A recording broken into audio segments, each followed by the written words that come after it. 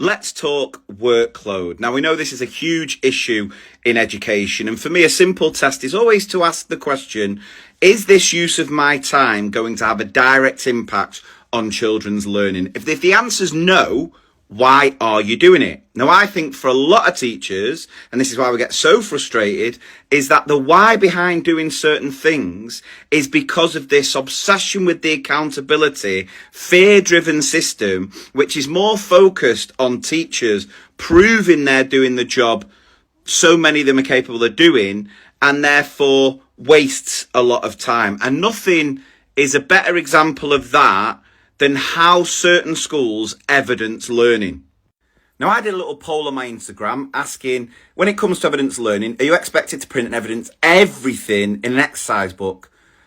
And 52%, we're talking thousands of teachers here, said that they do. They have to put everything in books. Why?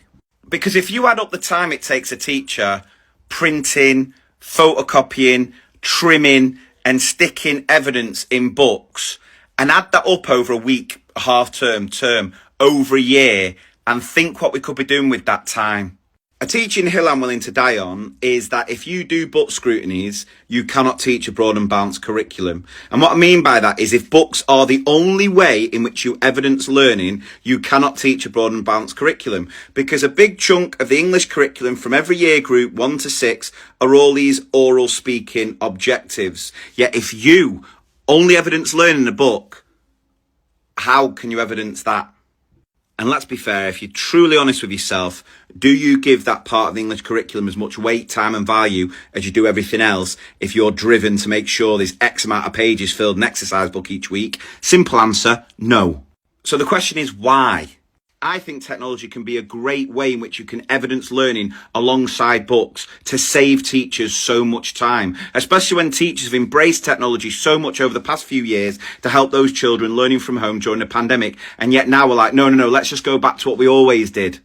Tools like Seesaw, Google Classroom, ClassDojo, Shobi are all there and a brilliant way of evidencing learning in some ways more effectively, but definitely more efficiently, so that teachers can focus on the most important thing, which is teaching.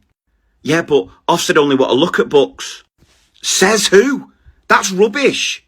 Because according to the Ofsted inspection framework, they do not expect evidence in any specific format as long as it's easily accessible to inspectors. And if there's an inspector coming into your school who can't navigate an iPad and look at Seesaw, I'd question whether they should be allowed to be an inspector. Also says, does not expect written evidence of oral feedback to pupils, so you can stop writing VF in books as well.